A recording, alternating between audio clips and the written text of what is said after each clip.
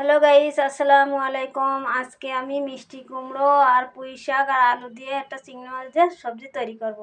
দেখতে থাকেন বন্ধুরা। প্রথমে কটা গোটা জিরা দিয়ে দেব,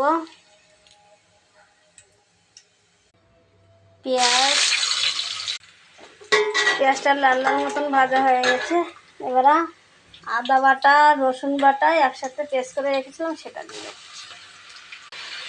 লবণ,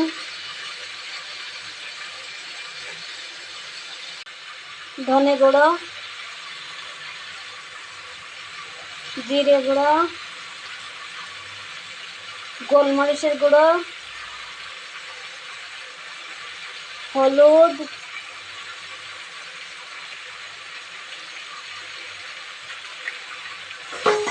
মশলাটা ভালো করে কষিয়ে নেব। তারপর চিংড়ি মাছ দেবো, কাশ্মীরি লঙ্কা গুঁড়ো, কাঁচা ঝাল, চিংড়ি মাছ,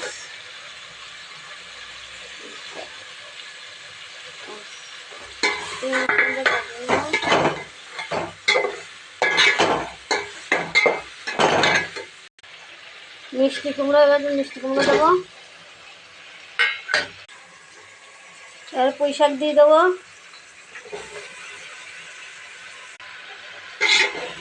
ভালো করে কষিয়ে নেবো। কষিয়ে নিয়েছি, এবার সামান্য অল্প একটু পানি দেবো, কষানির মতন পানি দেবো, তারপর পরে ঝোলের পানি ঢাকা দিয়ে দেবো সেদ্ধ হওয়ার জন্য। তারপর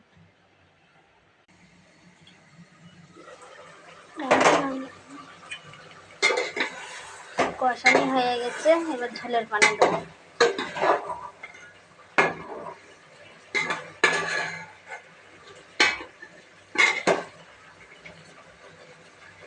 ঝোলের পানি দেবো,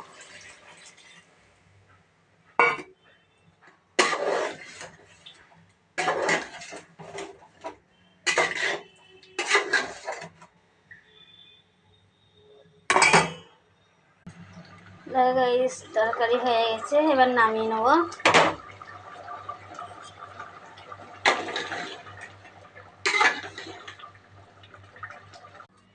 মিষ্টি কুমড়ো, পুঁই শাক আর আলু দিয়ে চিংড়ি মাছের সবজি তৈরি করেছি, দেখেন বন্ধুরা কেমন হয়েছে।